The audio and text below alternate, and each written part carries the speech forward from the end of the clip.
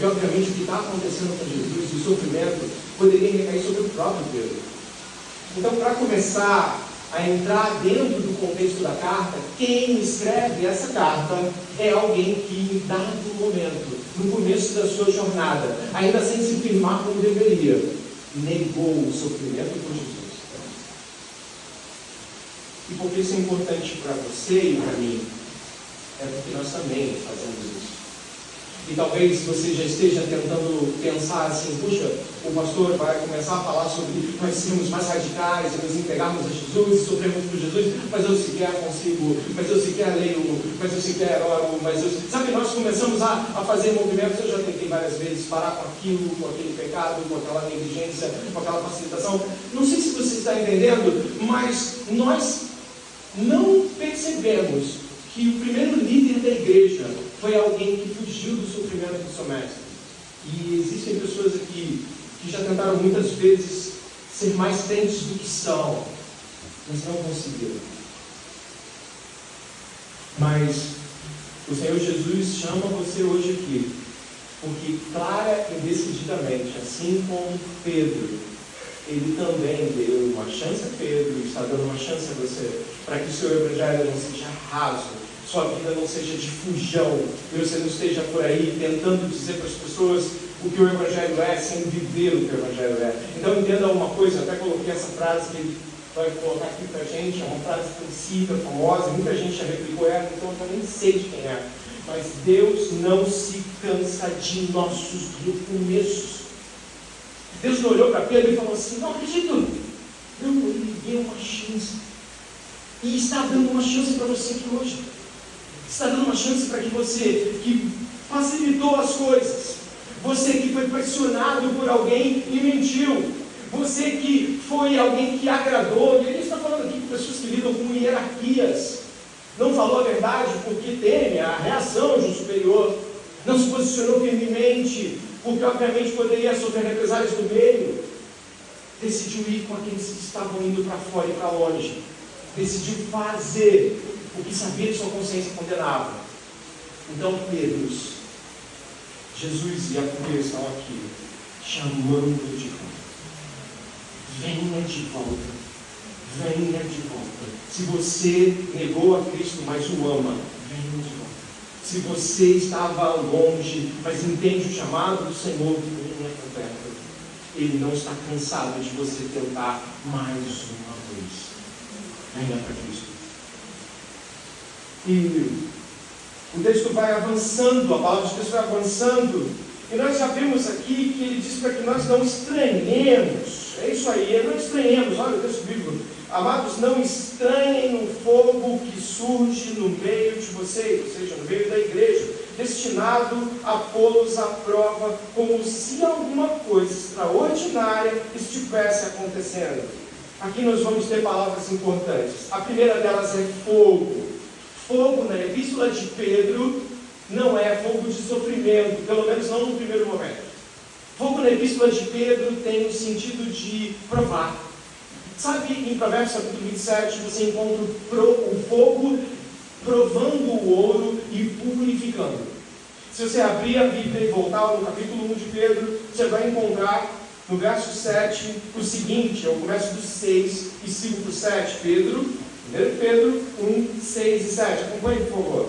Diz assim, ó: nisso vocês exultam, embora no presente, por breve tempo, se necessário, sejam, na minha versão, contristados por várias provações, para que, uma vez confirmado o valor da vossa fé, da fé que vocês têm, muito mais preciosa do que o ouro perecível, mesmo apurado pelo quê? O que está escrito aí?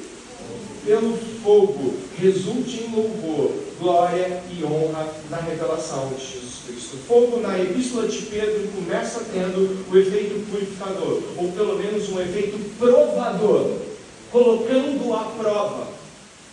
Deus coloca crentes à prova. Mas o que é prova? O que é prova? A prova é um teste. A prova é um teste que é uma oportunidade para que você reflita profundamente sobre as coisas que aprendeu em termos de resistência, de amar a Deus, do valor que Deus tem, do valor que as coisas que Deus ensina têm. Então Deus faz um teste para que o valor da sua fé fique provado. Aqui na minha Bíblia, eu espero que na sua esteja parecido, nós encontramos o fogo que prova, dê uma olhada ali, é um fogo que está destinado, como está assim na sua Bíblia, destinado. Sabe o que significa estar destinado? Significa que aquele que é o Senhor do destino, quem é? Deus. Preste atenção. Não são circunstâncias aleatórias. Olha isso, não é algo assim, caramba, um sofrimento. Caramba, um problema porque eu amo Jesus. Caramba, uma coisa difícil para se viver na vida cristã. Não é isso, preste atenção. O que nós encontramos aqui é que esses sofrimentos estão destinados. Esses sofrimentos estão preparados por Deus para você. Logo, quando a Bíblia trata isso como algo que vem de Deus, alguma coisa ruim pode vir de Deus? Pode? É possível que coisas ruins venham de Deus? Responda. Não. Então esse sofrimento deve ser encarado como dádiva, presente, uma bênção. Isso vai se tornando cada vez mais difícil. E é por isso que ele diz, não estranhe. Por quê? Por que estranho? Quem aqui recebe de presente sofrimento? Eu vim aqui te dar um presente hoje. Sofrimento. Ninguém faz isso. E é por isso que crentes vão entender e suspirar, e não crentes vão dizer, caramba, onde eu fui me enfiar com eles? E o que Deus pode fazer? Eu anotei algumas coisas e pensei em algumas delas aqui. Por exemplo, Deus pode provar a nossa fé fazendo-nos esperar por algo muito tempo, mesmo que outros tenham recebido mais fácil e antes de nós. Deus pode provar a nossa fé nos dando capacidades enormes para fazer uma coisa e nos colocando para fazer coisas bem menores, mostrando que não é a nossa capacidade que define o que Deus quer de nós. Deus pode nos provar, nos colocando em ambientes difíceis com pessoas que vão nos furar o tempo todo, falar mal de nós, e mesmo que a gente ande direito. Deus pode e vai nos provar, nos colocando o sofrimento de seu filho para ser carregado como um dádiva e não como um peso, um jugo. Eu queria que você pudesse entender, e eu peço que você se esforce para entender isso, de que quando nós estamos avançando na doutrina do sofrimento cristão, nós estamos chegando perto do Gólgota. E para aqueles que já ouviram falar essa expressão, é onde Jesus foi crucificado. Nós estamos subindo o Gólgota no verso 12 e chegando ele no verso 14, no final dele. Nós estamos subindo o Gólgota. Dentro disso, o que a provação faz? O que a prova faz? O que o teste faz? Eu anotei algo aqui. Eu coloquei, o teste tem como objetivo, a prova tem como objetivo, submeter o que eu sinto, eu vou repetir a frase depois, submeter o que eu sinto e o que eu vejo ao que eu creio. A aprovação de Deus é o ambiente adequado para que nós recebamos de Deus a seguinte coisa: submeter o que eu sinto e o que eu vejo ao que eu creio. Aquilo que eu sinto e que eu creio é certo. Aquilo que eu sinto e vejo é servo do que eu creio. O pastor presbiteriano Tim Keller tem uma frase para isso que eu acho sensacional. Essa frase aqui eu acho muito boa. Você pode ler comigo, pode ler em voz alta, faz esse favor, por favor. A fé.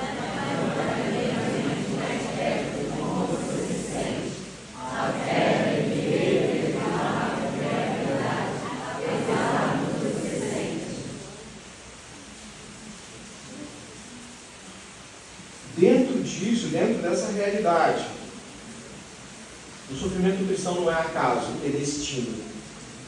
O sofrimento por Cristo não é, caramba, o que aconteceu? Fiz alguma coisa de errado? Será que eu estou em pecado? Não. Na Bíblia não.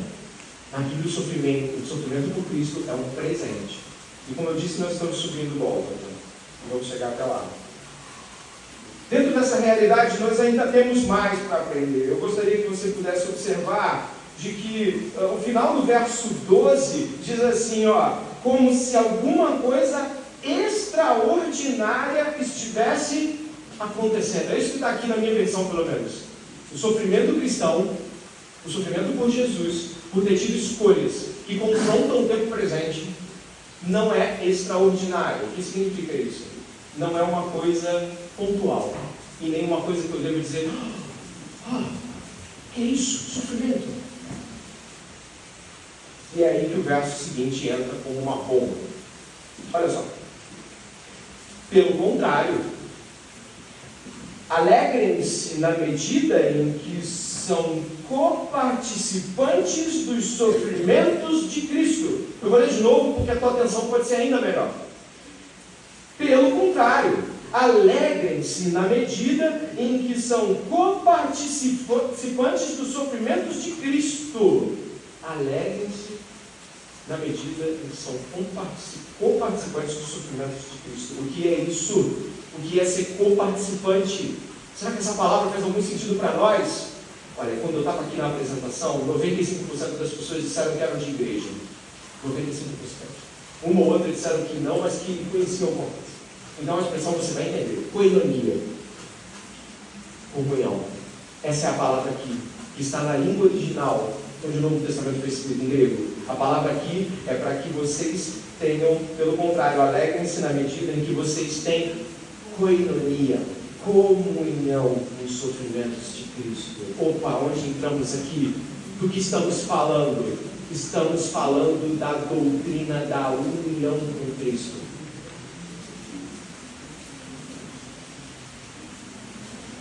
Tá bravo, mas você vai conseguir levar até o final. Segura aí. Se apagar, você vai dormir.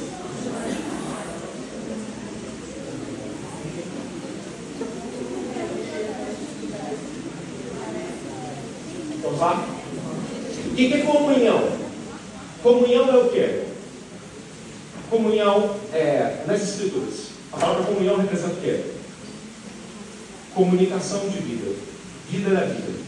Comunhão nas Escrituras significa ter em comum. Presta atenção. Comunhão significa ter em comum. Lembra da igreja em Atos, capítulo 2, 46 a 47? E eles estavam observando as doutrinas dos apóstolos, eles vendiam suas propriedades, eles tinham tudo em comum, e as palavras que você encontra ali são koinonia. Você deseja ir para onde Jesus está, ou seja, você que ama Jesus deseja ter o destino em comum, certo? Você e Jesus juntos. Você quer ser ressuscitado por Jesus, certo? Você quer ter comunhão com a ressurreição, certo? Então não faria nenhum sentido de que você também não tivesse comunhão com o sofrimento. É essa a questão.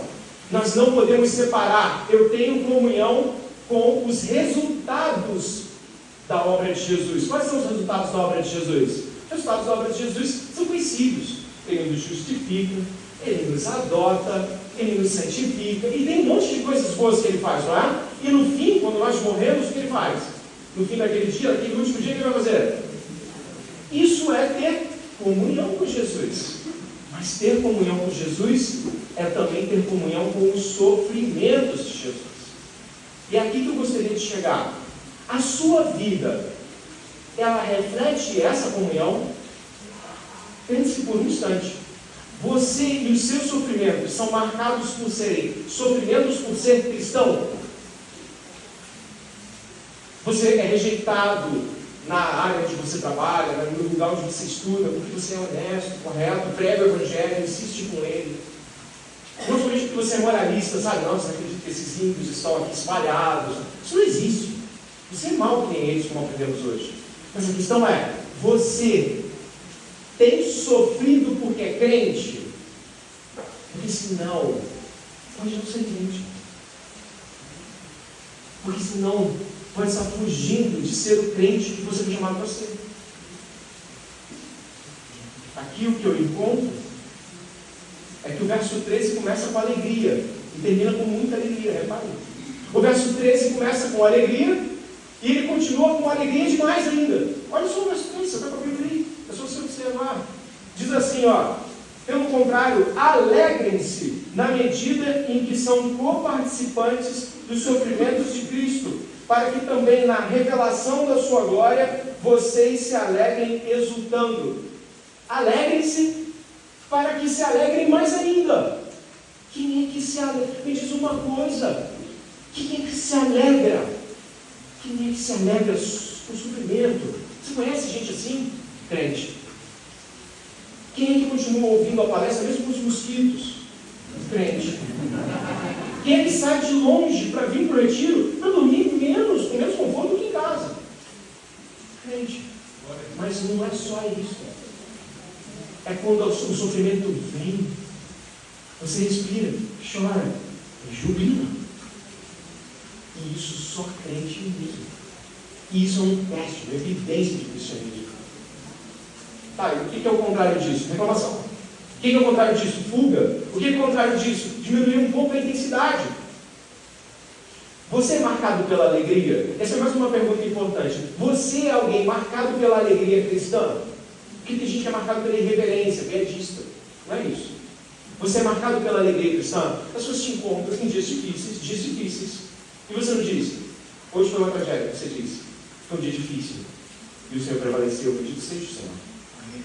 Então, o que eu quero dizer para você é que talvez você não tenha chamado a atenção para os seus olhos de que isso é um testemunho vital para o cristianismo. Porque isso revela que a sua alegria não está em nada que seja desse mundo. Tem um trecho aqui que você pode prestar atenção, na medida. Observe na sua Bíblia. Pelo menos na minha Bíblia está na medida, na tua deve estar parecido. O que na medida é? Na medida é no processo. É aos poucos. Tá, o que significa isso? Que o sofrimento não é pontual.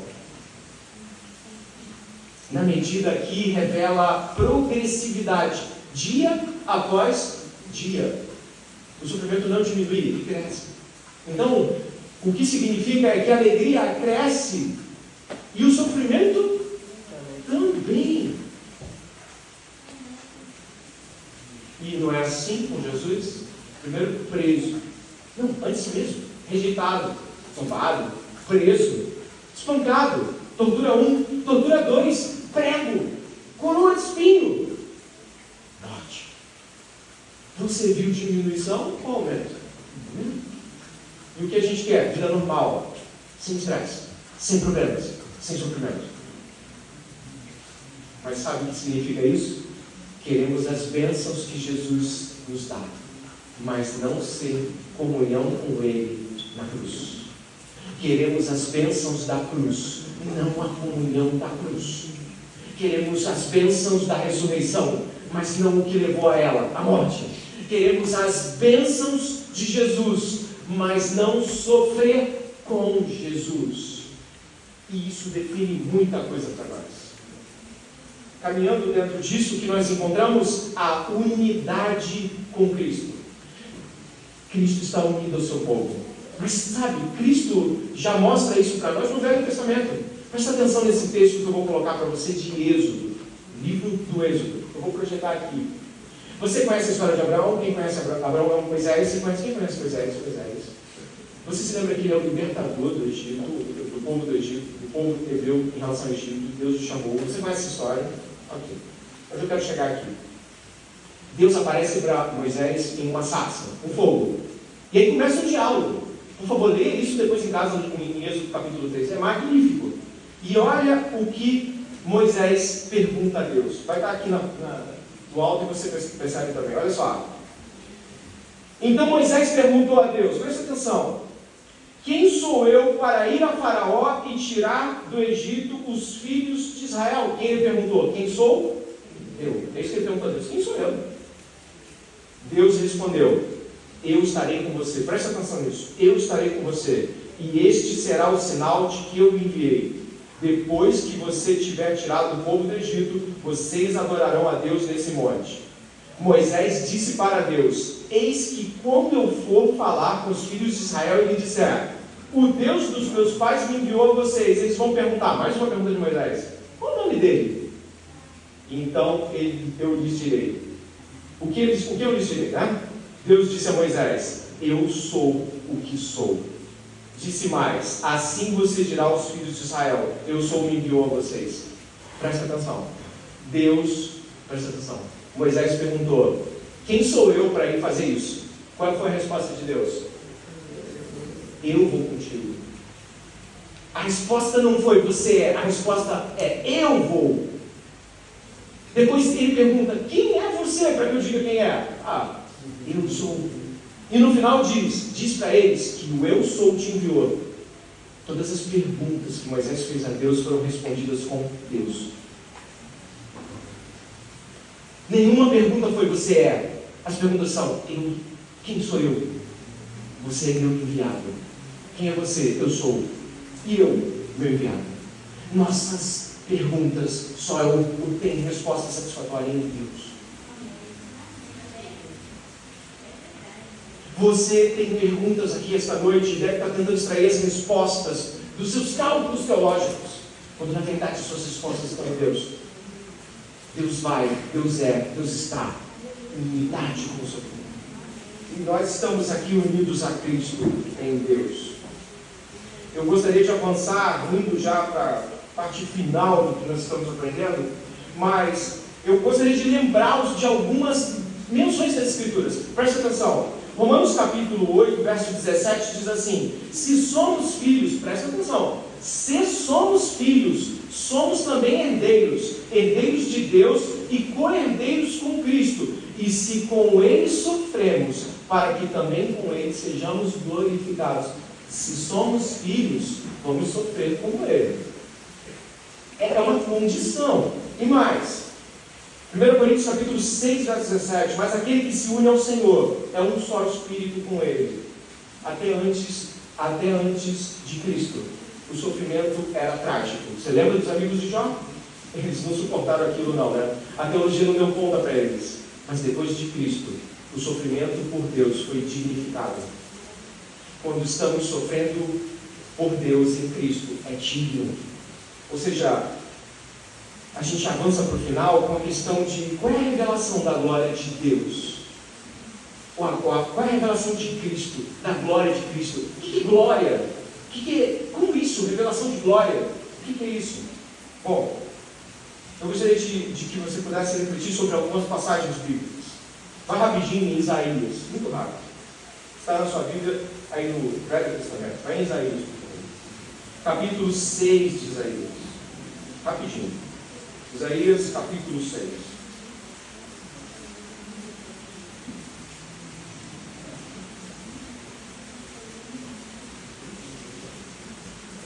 O livro do profeta Isaías, capítulo 6, você vai encontrar a seguinte frase inesquecível e grandiosa no verso 3, Isaías 6:3. Olha só. Quando Isaías viu Deus, olha o que foi dito para ele. E clamavam uns para os outros, os serafins, dizendo: Santo, Santo, Santo é o Senhor dos exércitos. E o que está escrito aí? Toda a terra está cheia da sua glória. Você está em Pedro comigo, e volte a Pedro, por favor, volte a Pedro, que está dizendo aqui: pelo contrário, alegre-se na medida que são co-participantes dos sofrimentos de Cristo, para que também na revelação da sua glória vocês se alegrem exultando. O que é glória? Porque Isaías recebeu de que a glória de Deus está espalhada em alguns lugares, em toda a terra está cheia da sua glória. Mas por que muitos de nós não estão vendo? 2 de Coríntios, vá até lá, capítulo 4, verso 4. 2 de Coríntios, capítulo 4, verso 4. Dê uma olhada em 2 de Coríntios, capítulo 4, verso 4. Olha o que diz a palavra de Deus.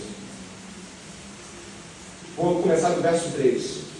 Mas se o nosso evangelho ainda está encoberto, é para os que se perdem que ele está encoberto, nos quais o Deus deste mundo cegou o entendimento dos descrentes, para que não lhes resplandeça a luz do evangelho da glória de Cristo, o qual é a imagem de Deus. Por que não estamos vendo? Porque os que estão nas trevas não conseguem ver as glórias de Deus no evangelho de Cristo. E aí, tentando explicar um pouco mais sobre glória é a beleza da santidade de Deus revelada no Evangelho glorioso de Cristo. Eu vou repetir. Glória é a beleza da santidade de Deus revelada no glorioso Evangelho de Cristo. Se você olha para Cristo, o que é olhar para Cristo? Para a obra de Cristo. A morte de Cristo. A substituição dos pecadores. Ele entregando a si mesmo sem restrições, dando a si mesmo sua vida, tudo que ele é, entregando-se na mão de malfeitores, fizeram coisas terríveis com ele.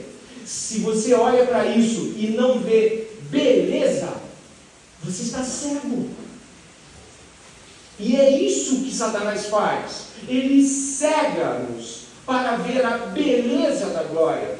O pastor batista John Piper fala que definir glória é difícil, como definir beleza. Defina beleza. Difícil definir beleza. Difícil definir glória.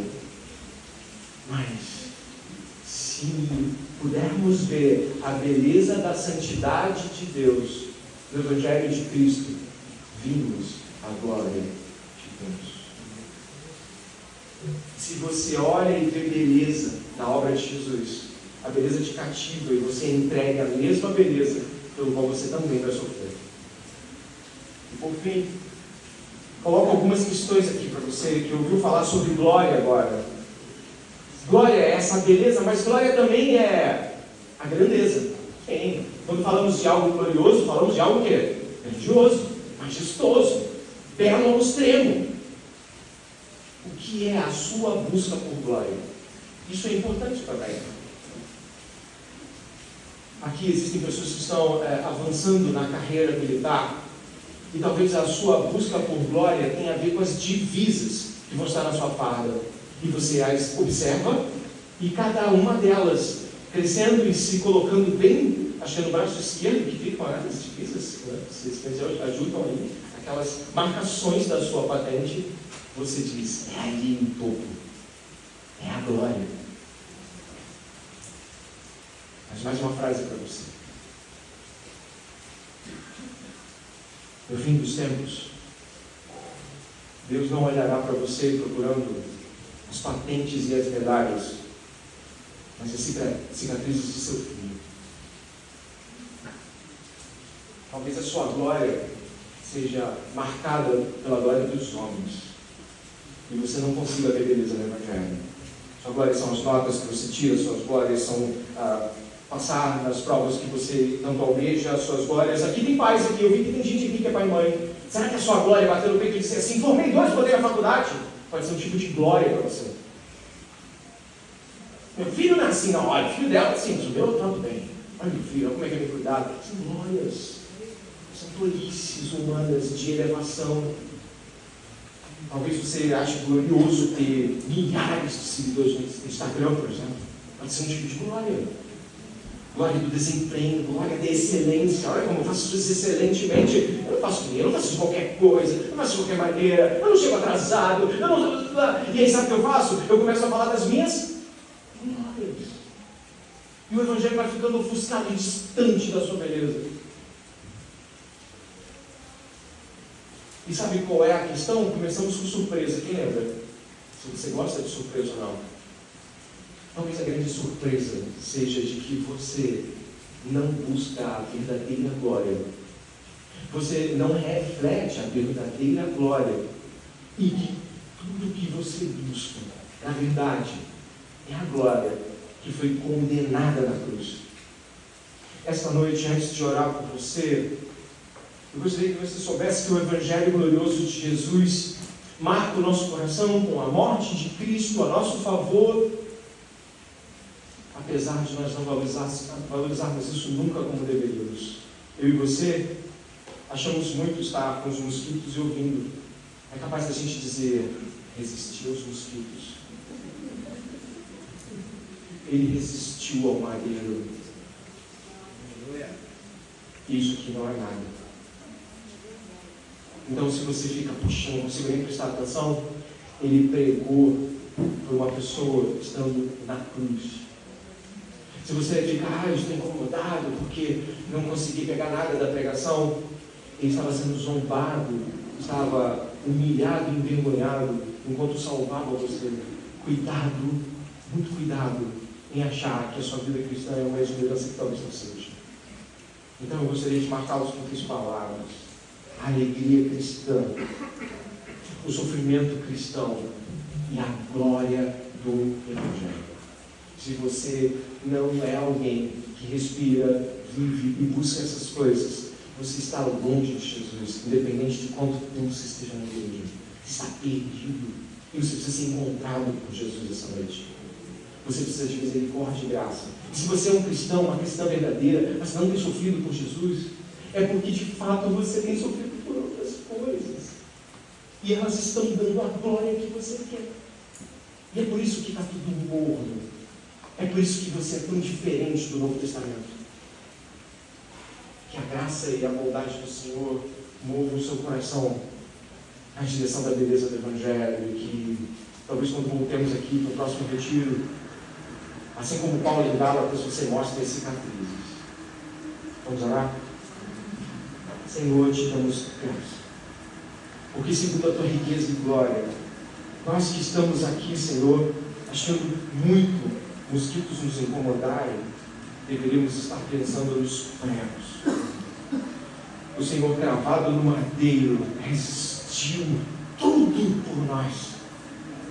Nesta noite, Deus, podem haver cristãos aqui, homens e mulheres, que não sofrem por Jesus Cristo, que fazem o máximo para sofrer o mínimo, que acham um absurdo ter que passar por coisas, que começam a dizer que tem se dedicado, dando muito tempo para a obra, perdido tempo, e Senhor, que vergonha, crentes dizendo que sua vida está travada porque servem a Deus, crentes não alegrando-se, crentes sem alegria no sofrimento. Senhor, Pai, eu te peço que haja arrependimento do teu povo, que haja verdadeiro arrependimento, lágrimas, joelhos no chão, contrição. Se pediram para que Deus falasse, Deus está falando. Onde está o coração, Pai? Onde está? Onde estão aqueles que sofrem e se angustiam por não serem parecidos com Jesus, como gostariam e deveriam? Senhor, fere o nosso coração. Mas ainda aqueles que estão resistindo, afirmando-se cristãos sem evidências, ainda aqueles que estão se pegando em seus ministérios e batismos, ainda aqueles que podem estar se contorcendo, tentando ao máximo não fazer a pergunta para alguém se vê nele um cristão, uma cristã. Deus, que ninguém se agarre na religiosidade para fazer afirmações aqui hoje. Que o Espírito de Cristo e a glória do Evangelho venham atordoar essa pessoa que não é cristã e que já está percebendo o afunilamento que Deus está fazendo essa noite. Vocês estão percebendo que o Senhor está avançando contra a parede, dizendo: não é. Não finge que é. Arrependa-se. Creia no Evangelho. Ó Senhor, cantamos que o teu Espírito estava aqui, que nós te amamos, mas a resposta que vamos dar ao que ouvimos é o que vai dizer a verdade sobre isso. Por isso, Pai, não nos deixe quietos, por favor. Não nos deixe crendo em nossas próprias autoafirmações sobre nossa fé. Que nossa fé tenha as cicatrizes do Evangelho, as marcas de Cristo, em nome de Jesus. Amém. Deus abençoe.